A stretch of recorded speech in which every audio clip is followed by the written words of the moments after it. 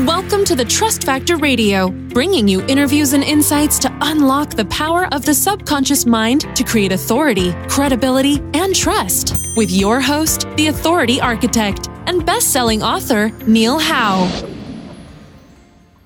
Hello and welcome to the show. This is your host, Neil Howe, and today my special guest is Tim Gray.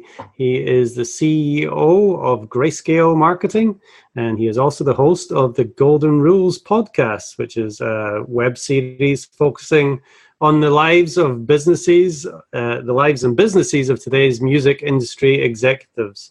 To date, Tim has interviewed over 200 collective years of music industry executives that have sold over 1 billion albums, promoted thousands of concerts and festivals, and negotiated the largest deals in music industry history. Gray also serves as the CEO of this award-winning company, Grayscale Marketing, which is a full-service entertainment agency focused on digital marketing and advertising, content creation, and strategic partnerships. His entrepreneurial career spans 15 years with experience in creative branding, event ticketing, concert promotion, booking, management, video production, and photography and sponsorships. Well, there's definitely a lot to talk about here, Tim. Tim Gray, welcome to the show. Thanks for the great introduction. Thanks for having me. Well, you are based out of Nashville, and that is definitely a great place to be if you are working with people in the entertainment industry. So tell us a little bit more about your background. What got you started in this? I always knew that music was going to be home. I just didn't know exactly in what shape or what form it was going to take. From a young man, I was always drawn to music, listening to my parents' records. I used to go put on little mini lip sync concerts at the geriatric clinics in my hometown.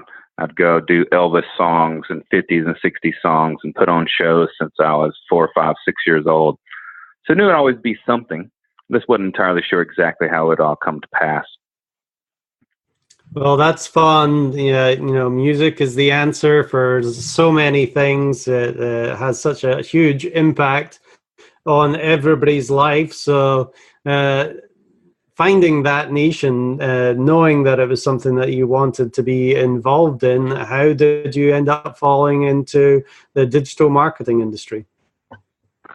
Well, when I'd gone to college, and this is kind of the catalyst moment for me on how it shoved me into data-based marketing. I was going to school here at Middle Tennessee State University, just south of Nashville, about 35, 40 minutes. And they had an amphitheater that was relatively close to the university. And around that time, there was some concert that came to town. And this is before the Live Nation, Ticketmaster merger, and before they became the Goliath that they are today. But at that time, you would have the face value of a concert ticket, but there would be so many additional taxes and fees and surcharges and convenience fees piled on top of it that, not necessarily unlike today, it would change the cost of the ticket tremendously. And there was one specific band I was trying to go see, but as a broke college kid, I couldn't afford to go to this specific concert just because of all the additional costs associated with it. And I just complained to all of my friends and anyone that would listen for weeks. And they finally were like, either shut up or do something about it. So I decided I was going to do something about it. And myself and a colleague and one of his close friends started a concert ticketing company. At the time, we were the first ones that actually provided back-end real-time data to a concert promoter. Before that, and it depends on how old your listeners are, if you ever went to a concert, there would be these large scanning guns that would kind of scan each individual ticket, but there was no real-time live data. You didn't really know, as the concert promoter, how many people were in the door unless you had someone counting each individual head that walked into your event. There was no way to know if your marketing was being effective, where people were buying tickets from. There was no way to capture their data or their email addresses.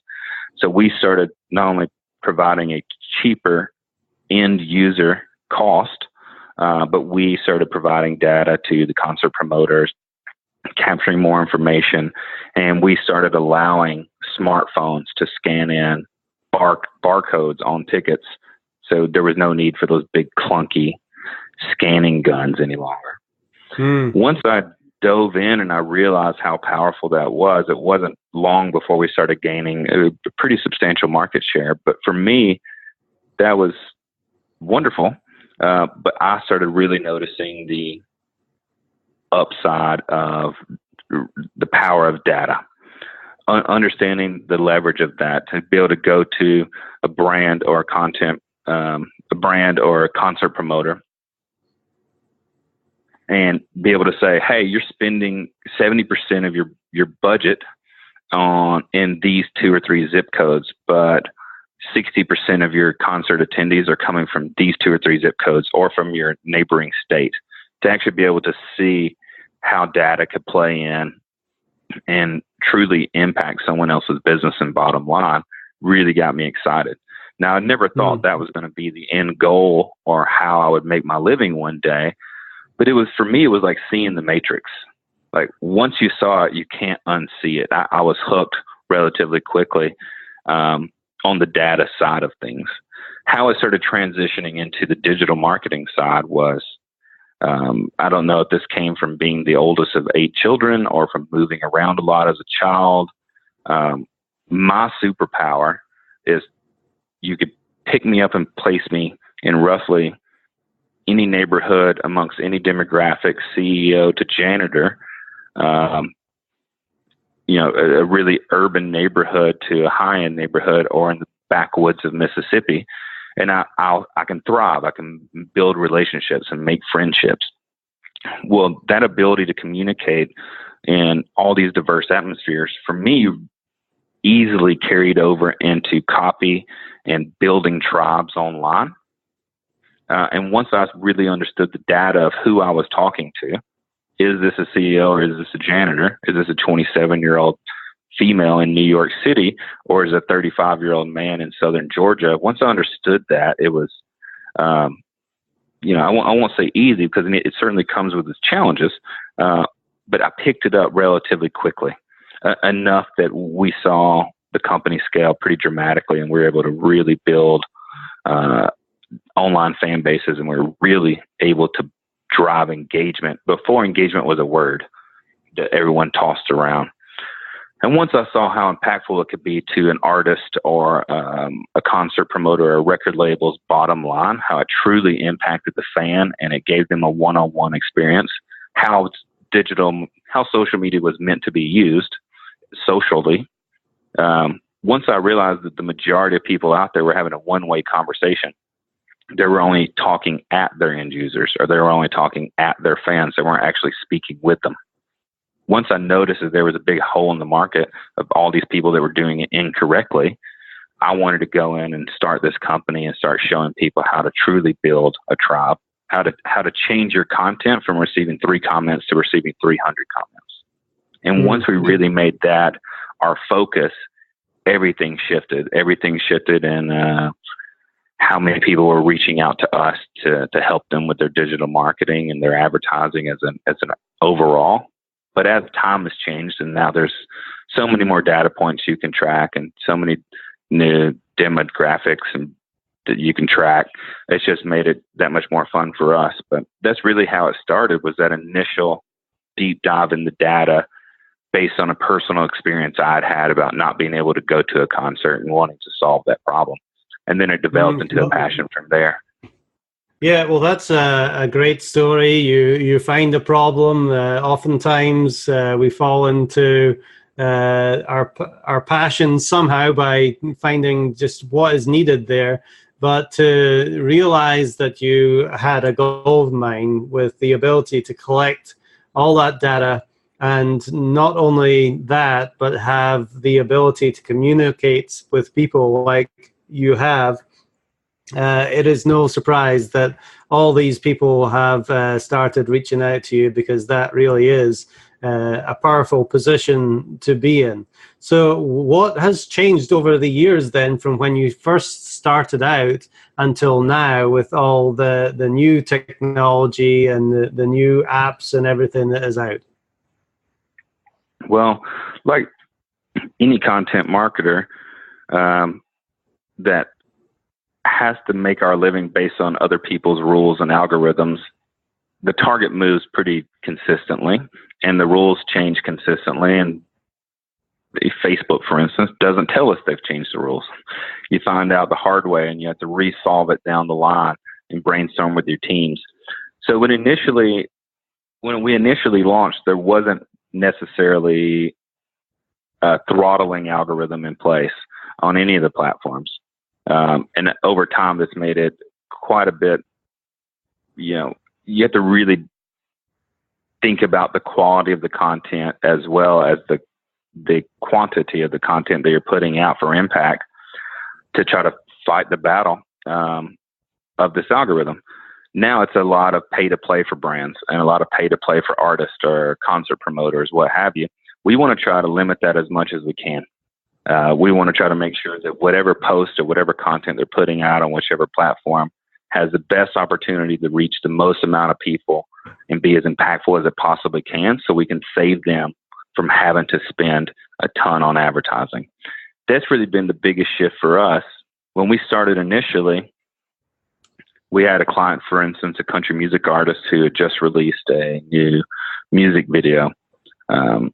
This music video was incredibly touching. It was really courageous on his part to tell the story that he did about the loss of his father. And we shot this music video based around that. We shot it in his parents' home. We shot it him cleaning out his father's office on camera. It was an incredibly moving, touching video, but we wanted to make sure that if we were going to put that out, that it had the best opportunity to succeed that it could.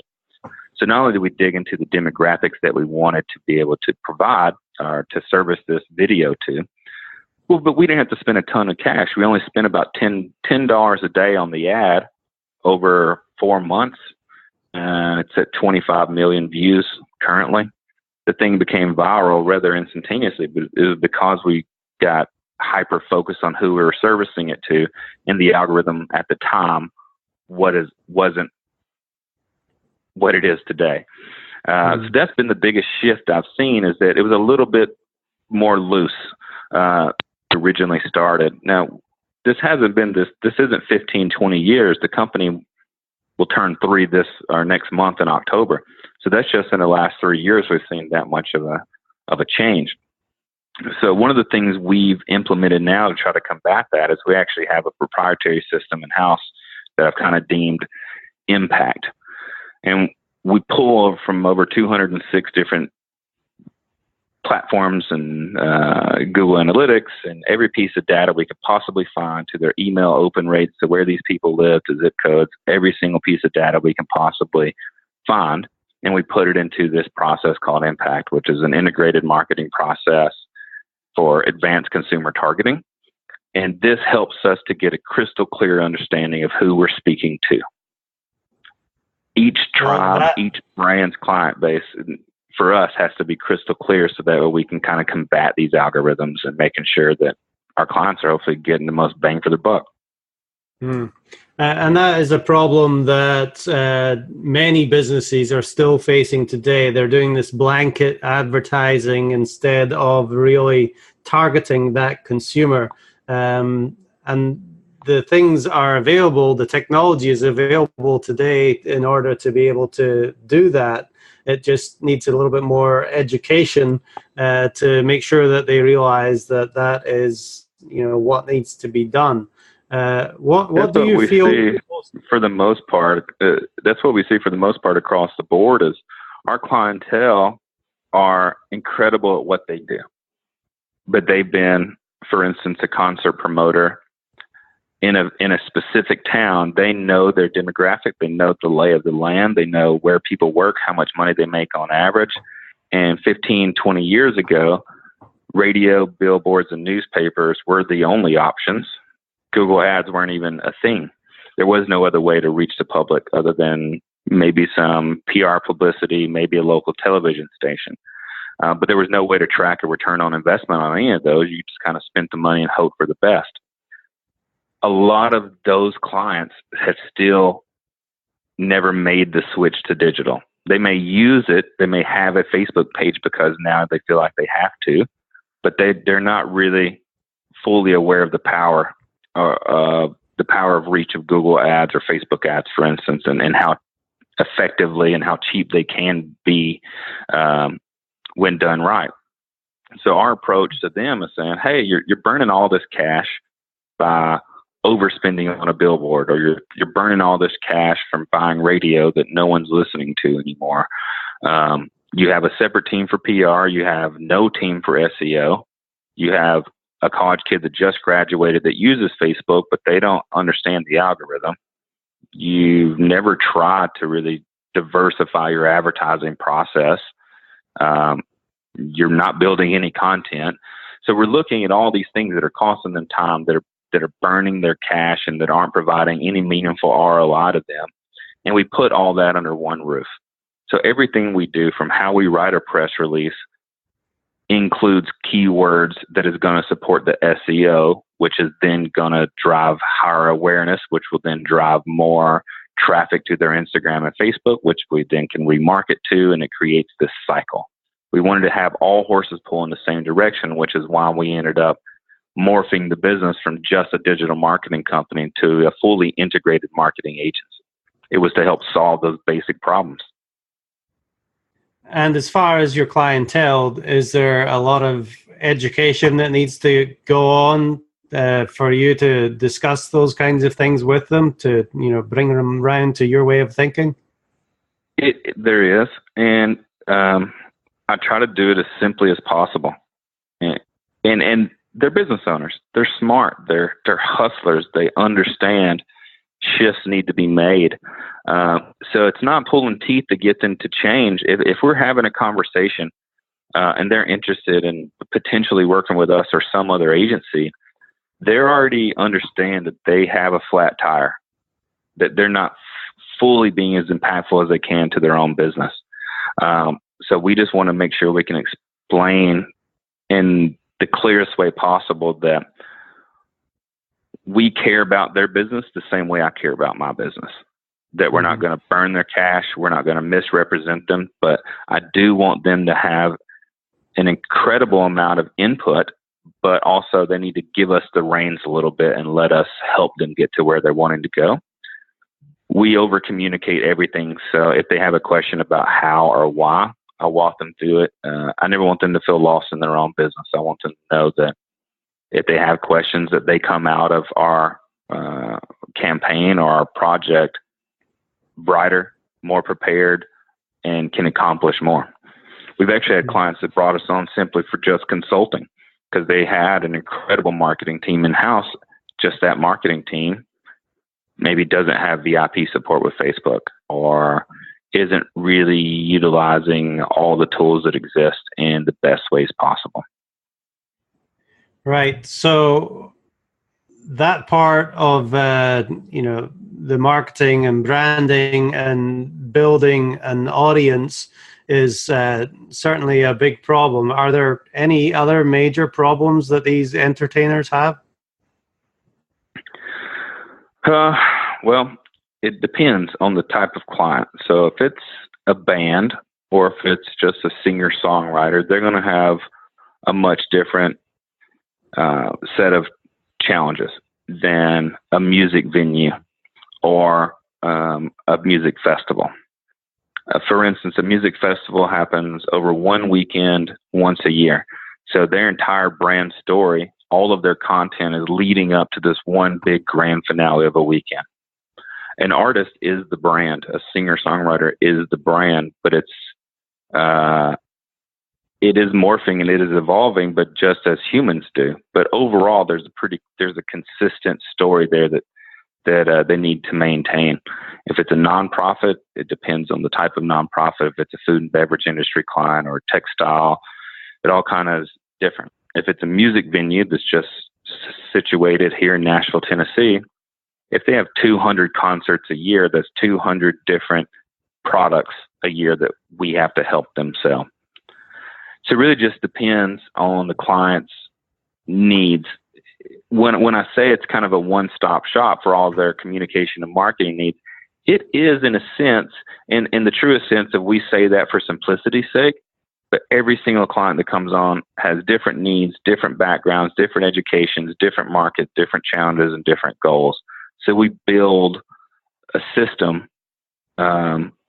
specifically for each client based on what their level of knowledge is, what they're trying to accomplish. So it's the same, but it's different.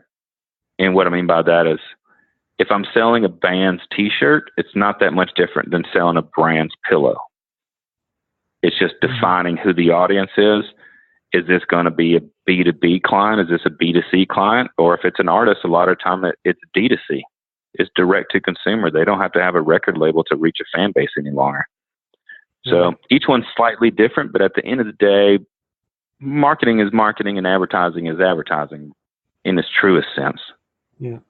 So as far as the revenue that these artists are generating now, is that, it's not necessarily selling records anymore. How are you able to help them with all the different kind of revenue streams that they can generate? Well, you nailed it. For an artist, they're going to have touring is probably one of their largest drivers of revenue, unless they have a really dedicated fan base and they're able to increase streaming or download sales. The days of selling $19 CDs are long gone. Now an artist is having to make a living off of micro cents. And it's dramatically changed it. So what we do is we do a deep dive, just like we would a business or a brand for these artists. And we look at their touring history, what cities they play in, where they can play, who their fan base is. We help them design their merch, not just something the band thinks looks cool. Does your end user, does your customer think this looks cool? Then we help them design their live shows, just like a retail store would. Where is your store set up during a concert? Is it well lit that people know exactly what the price is? Is it easy for them to make a purchase decision? If they're trying to drive additional revenue through streaming or through downloads on iTunes, for instance, we come up with a very specific plan on those. It really just depends on, again, on what their goals are, but we want to try to be as effective as we can in every revenue stream. For instance, would be, we've got an artist that's coming in tomorrow, actually, and they're wanting to build out a tour. And they initially were thinking about buying onto a tour. And what that means is there's another artist that's further on down the line, and they were going to pay them to say, hey, let us come tag along. Overall, it can be effective, but this tour that they were going to purchase their way onto was playing in cities like Milwaukee, Wisconsin, and then sporadically somewhere in South Dakota and somewhere in Idaho. This artist that was going to buy his way on may never go back to those cities ever again, or at least for a few years. So they're about to spend a good chunk of cash to go develop customer bases that they can never reservice. So for us, we help that band define a radius around their hometown. So let's say they're here in Nashville, we'll help pick 6, 8, 12, 15 cities that are relatively close to Nashville that they can go focus on visiting and focus on doing performances of concerts at a minimum of once a quarter. So if we're going to advertise in those cities. So every single time they go back to that city, there's more people. And if more people are there, maybe they sold more downloads, maybe they sold more T-shirts. But it has to be just like a business, a 5-year plan, a 1-year plan, a monthly plan, a weekly plan, a daily plan, and it has to be implemented not only with our team, but everybody on their team as well. So would you say the majority of what you do is in the consulting area, Or, what would your primary service be to these bands? To a band, creatives need to be creative. And an artist and a songwriter is different than a painter or a photographer. They think differently. The way they live their lives are just different. Most of the time, we're not doing much consulting. If it's an artist in Nashville, I would say 70% of the time, if they're a mid-level artist, if they're already going to have a record label, they're already going to have a manager in place, which is going to help basically quarterback their team. They're going to have a salesperson in place, which is their booking agent. They're going to have people in place that are already helping with all these other aspects of their career. So I won't have to do much coaching or consulting on them. We'll come in and we'll become their marketing arm. If they need a concert poster created or a flyer or a video shot or a music video shot, or they want to go live and speak directly to their fans, we'll help them make sure that there's a backdrop created and a plan around that. We quite literally take over all of it. We manage all of their social media on every platform that fits their demographic. We create every single piece of content. We run all of the engagement. We answer every question. We like every share. We comment on every post. We are them for the truest sense. Mm. Now, once it gets to a place where it's Taylor Swift, for instance, obviously their fans know that Taylor's not going to be answering every question herself. So it gets a little different depending on the size of artist. But if it's a brand new band that's just started, they're going to have a ton of questions. For the most part, they know they love music. They know that they want to write songs and tour for a living and be on stage and do the thing that they love most. So what we'll try to do is really come in and consult them as an overall, this is how your live show needs to be. This is how your merch needs to be designed. I need you to create us content. Like I need you, when you're outside or you're writing a song or when you're on stage, you need to record it. We coach them through all the things that are going to help them build their tribe around their brand. So each one's slightly different depending on what they need, where they're at in their career. Yeah.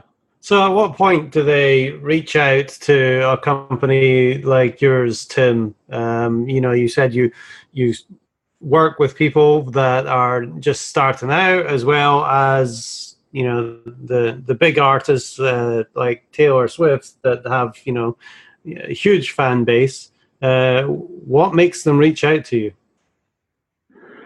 Well, unfortunately, we haven't had a chance to work with Taylor just yet. That would be awesome. One of my good friends actually does their marketing, or does her marketing. Sorry.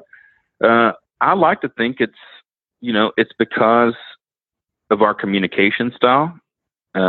Once they contact us, the way we're winning business, I think, is our communication style. It's how attentive we are. It's how much education we provide.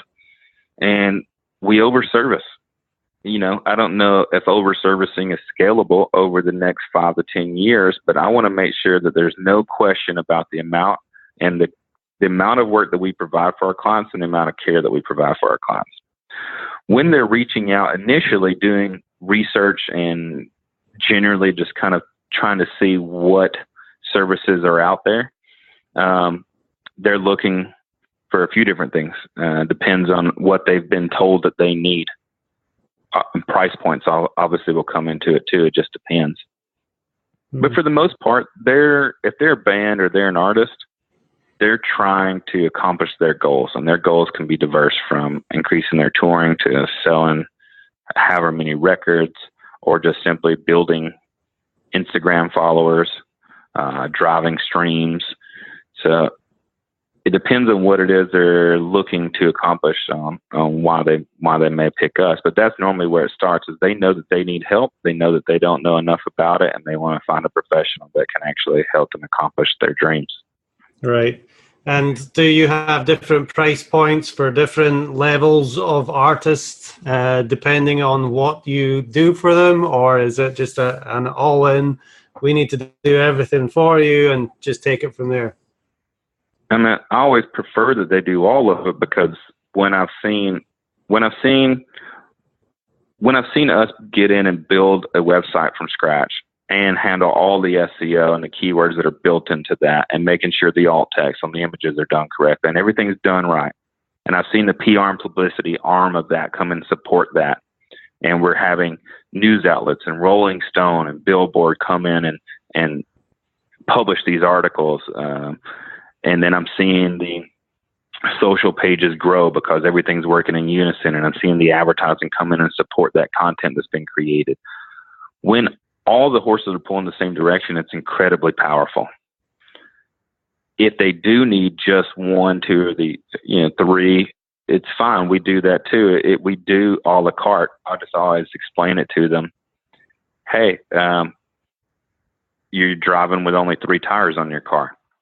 Okay, you can still get where you're going, sure, but it's not very safe, and it probably won't be nearly as effective.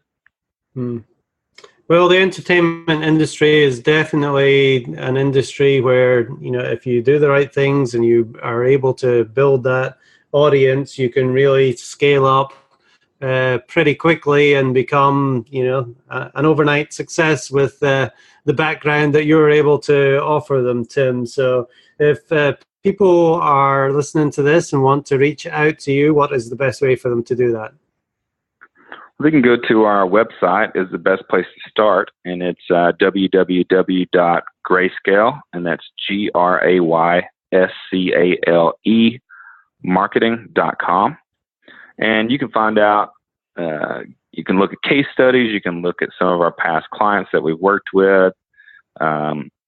You can read testimonials, see images and videos that we've created. So pretty much anything, any questions they have should be answered on the website, and then directly on there, they can contact anybody on the team or contact us directly with questions. So we always return every phone call, and we try to make sure we set aside enough time to answer anybody's questions thoroughly, depending on where they're at in their career or where they're at in their business. Well, it's been a fascinating look behind the artist from a marketing and advertising standpoint. It's very interesting to know what goes on and what needs to be done to promote somebody to success like this. Tim Gray, thanks very much for being my guest on the Trust Factor Radio today. Thank you very much for having me. And to our listening audience, if you like what you hear, hit that like button and share, and we'll see you next time on the show.